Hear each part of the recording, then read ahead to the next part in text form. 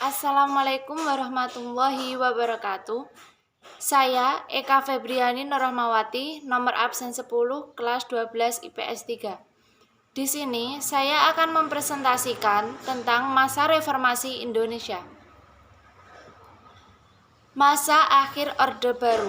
Yang pertama, krisis finansial Asia menyebabkan ekonomi Indonesia melemah dan semakin besarnya ketidakpuasan masyarakat Indonesia terhadap pemerintah pimpinan Soeharto.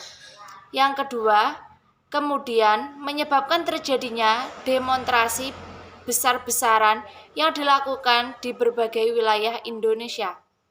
Yang ketiga, pemerintah Soeharto semakin disorot setelah tragedi Trisakti pada 12 Mei 1998 yang kemudian memicu kerusuhan Mei 1998 sehari setelahnya. Yang keempat, gerakan mahasiswa pun meluas hampir di seluruh wilayah Indonesia di bawah tekanan yang besar dari dalam maupun luar negeri. Soeharto akhirnya memilih untuk mengundurkan diri dari jabatannya. Yang kelima, kemudian diangkatlah B.J. Habibie sebagai presiden. Masa reformasi. A. Masa B.J. Habibie. Setelah ia menjabat sebagai presiden, tugas Habibie adalah memimpin pemerintahan transisi untuk menyiapkan melaksanakan agenda reformasi yang sedang terjadi. Agenda reformasi diantaranya A. Adili Soeharto beserta kroninya. B. Amandemen UUD 1945. C. Oda seluas-luasnya. D. Pemerintahan bebas KKN. E. Supremasi hukum. F. Hapuskan dui fungsi ABRI. B.J. Habibie juga menyiapkan berbagai program reformasi di berbagai bidang, di antaranya yaitu 1. Bidang politik. Bidang politik yaitu dengan mempengaruhi perundang-undangan dalam rangka meningkatkan kualitas kehidupan berkualitas yang bernuansa pada pemilu, sebagaimana yang dimanfaatkan oleh GBHN. 2. Bidang hukum. Antara lain meninjau kembali undang-undang subservasi, memperkuat sektor keuangan perbankan. 3. Bidang ekonomi, yaitu dengan mempercepat penyelesaian undang-undang yang menghilangkan praktik-praktik monopoli dan persaingan tidak sehat. Pada masa beliau juga terjadi kenaikan nilai mata uang rupiah yang sempat merosot akibat adanya krisis moneter. Selain itu, pada masa beliau juga terjadi peristiwa lepasnya Timor Timur yang kini menjadi negara Timur Leste. B. Masa Abdurrahman Wahid atau Gus Dur.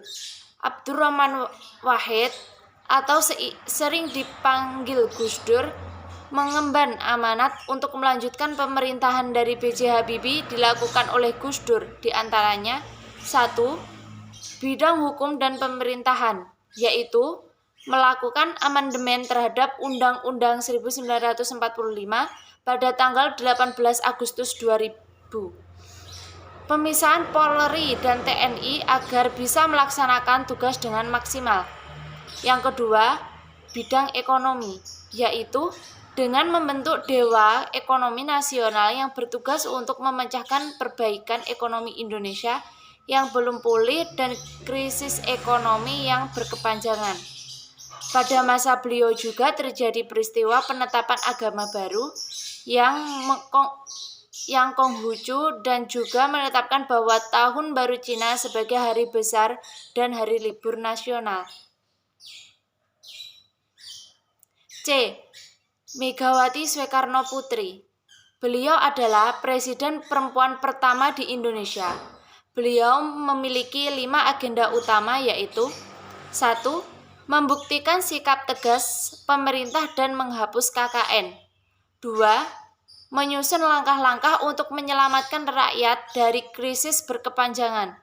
3. Meneruskan pembangunan politik. 4.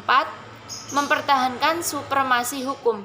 5. Menciptakan situasi sosial, kultural yang kondusif untuk memajukan kehidupan masyarakat sipil. Selain yang kelima agenda tersebut, Megawati juga menetapkan berbagai kebijakan berbagai bidang, diantaranya yaitu yang pertama dalam bidang politik. Bidang politik yaitu mengadakan pemilu yang bersifat demokratis pada tahun 2004, mendirikan KPK, membentuk kabinet gotong royong. Yang kedua bidang ekonomi, yaitu dengan menaikkan pendapatan per kapita, perbaikan kinerja ekspor, penurunan kurs mata uang rupiah. Yang ketiga, dalam bidang sosial, yaitu dengan merekrut 4.110 guru baru untuk persiapan disempatkan di Aceh, badan 3.000 guru ditempatkan lain.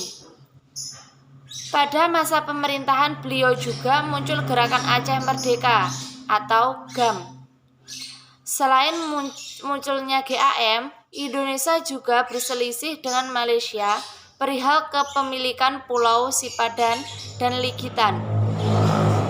Indonesia dan Malaysia sepakat untuk membawa masalah ini ke Mahkamah Internasional di Den Haag. Sayangnya, hasil keputusan mengecewakan Indonesia, yaitu Pulau Sipadan dan Ligitan menjadi milik Malaysia. Sungguh sangat disayangkan.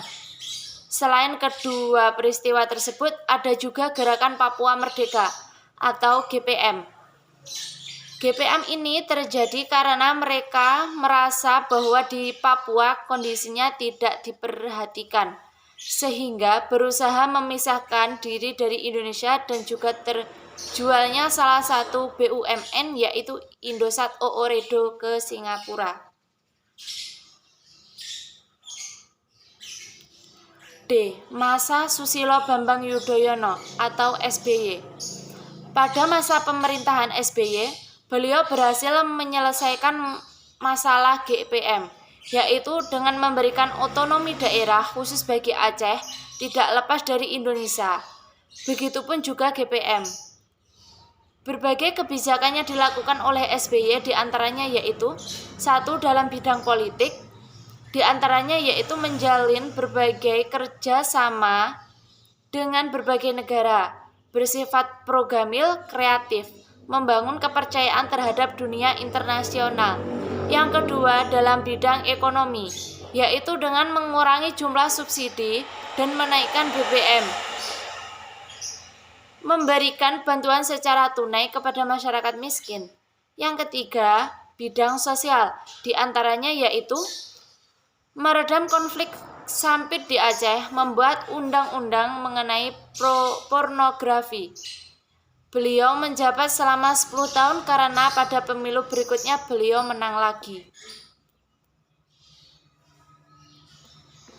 Sekian dari saya, bila ada kurang lebihnya mohon maaf. Wassalamualaikum warahmatullahi wabarakatuh.